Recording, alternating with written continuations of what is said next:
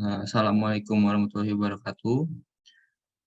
Kami dari kelompok 5, kelas RB akan mempresentasikan hasil kerja kelompok kami tentang data center infrastruktur. Kelompok kami terdiri dari Estefania Surabina Pelanginangin, yang kedua ada Evelyn Lydia Warganegara, yang ketiga Muhammad Dafa Ghazali, dan yang keempat Muhammad Faizal Mubarok, yang terakhir ada Muhammad Raka Pratama. Yang pertama yaitu MV Power Distribution. MV Power Distribution merupakan medium voltage power distribution yang digunakan untuk sistem distribusi dengan tegangan di atas 1 kV dan umumnya diterapkan hingga termasuk 52 kV. Untuk alasan teknis dan ekonomi, tegangan layanan jaringan distribusi tegangan menengah jarang melebihi 35 kV. Sambungan instalasi listrik ke jaringan distribusi utilitas MV selalu diwujudkan melalui gardu MV khusus yang biasanya dirancang di induk utama, tergantung pada ukuran dan kriteria spesifik, terutama yang terkait dengan beban, tegangan pengenal, jumlah, daya, lokasi, dan lain-lain. Instalasi dapat mencakup gardu tambahan yang dirancang gardu sekunder. Lokasi gardu induk ini dipilih dengan cermat untuk mengoptimalkan anggaran yang didedikasikan untuk kabel daya MV dan LV. Mereka dipasok dari gardu induk melalui distribusi MV internal. MV power distribusi meliputi yang pertama switchgear, yang kedua transformer distribusi, dan yang ketiga AVC. Selanjutnya akan dilanjutkan oleh Raka. Ya, kemudian pada backup power merupakan komponen yang berfungsi sebagai cadangan tenaga utama sistem pada saat terjadi kekurangan tenaga atau terjadinya kehilangan daya pada tenaga utama. Contoh dari backup power adalah diesel generator yang merupakan sebuah mesin yang dapat mengubah energi gerak atau mekanik menjadi energi listrik atau elektrik. Boleh di next. Kemudian pada uninterruptible power system merupakan perangkat yang memungkinkan komputer untuk tetap berjalan setidaknya untuk waktu yang singkat ketika daya yang masuk terputus. Selama daya utilitas mengalir, ia juga mengisi ulang dan mempertahankan penyimpanan energi. Semakin banyak energi yang disimpan, semakin lama daya yang dapat dipertahankan, dengan batasan praktis yang akan dibahas nanti.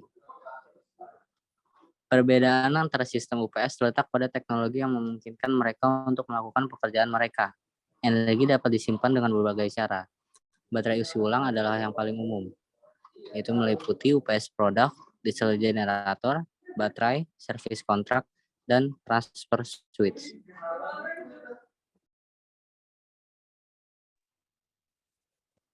Ya, building automation adalah kontrol terpusat otomatis dari bangunan, pemanas, ventilasi dan pendingin udara, listrik, penerangan, naungan, kontrol akses, sistem keamanan dan sistem yang saling terkait lainnya melalui sistem manajemen gedung atau BMS atau sistem otomatis gedung atau BAS.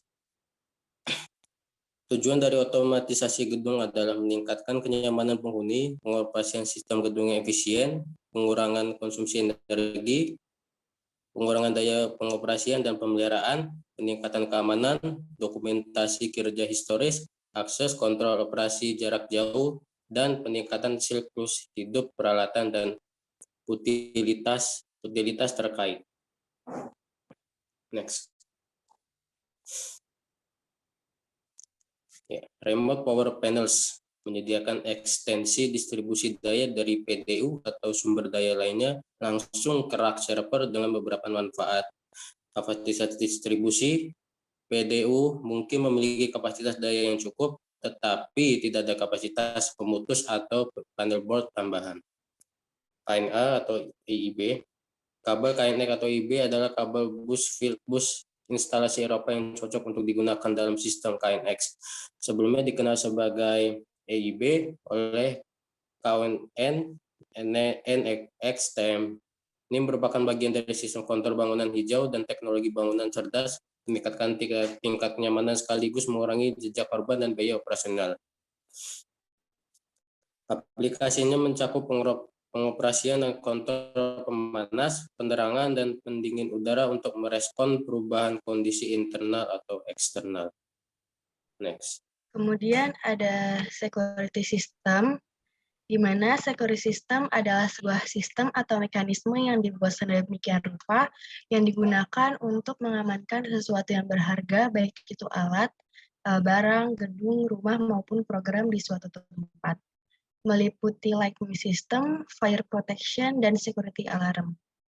Kemudian ada HVAC solution, di mana HVAC ini merupakan kepanjangan dari heating, ventilation, air conditioning, adalah sistem tata udara atau sistem pengkondisian udara yang terdiri dari sistem pemanas, sirkulasi udara, dan pendingin yang terdiri dari satu sistem. Sistem HVAC merupakan bagian integral dari pusat data. Mereka sangat penting untuk menjaga kualitas udara, suhu, dan kelembapan setiap pusat data. American Society of Heating, Refrigerating, and Air Conditioning Engineers menetapkan standar untuk persyaratan ini, meliputi dari cooling units, EFF1 electric motors, variable speed drive, komponen for control panel, PLCS, dan data communication. Selanjutnya akan dijelaskan oleh Stefania.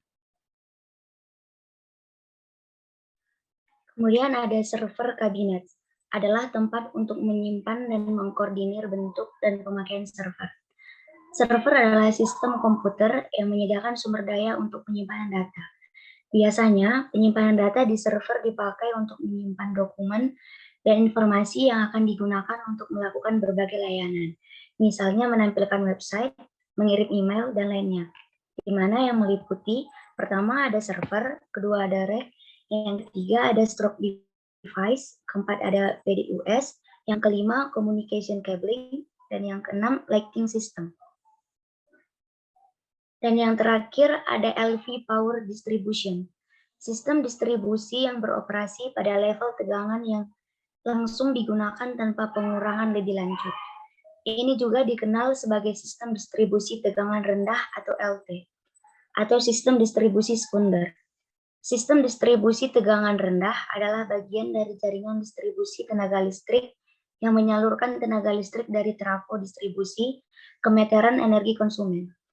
Tingkat tegangan sistem distribusi LV biasanya sama dengan tegangan listrik peralatan listrik.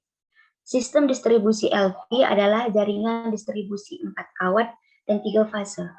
Kebanyakan sistem distribusi tegangan rendah modern dioperasikan pada tegangan pengenal AC 230 per 415 volt pada 50 Hz di India dan 120 per 208 volt pada 60 Hz di Amerika Serikat, yang meliputi pertama ada LV switchgear, yang kedua intelligent PDUS, ketiga ada active filters, yang keempat power factors correction, yang kelima network analyzer, dan yang terakhir ada data komunikasi. Sekian hasil presentasi dari kelompok kami. Terima kasih.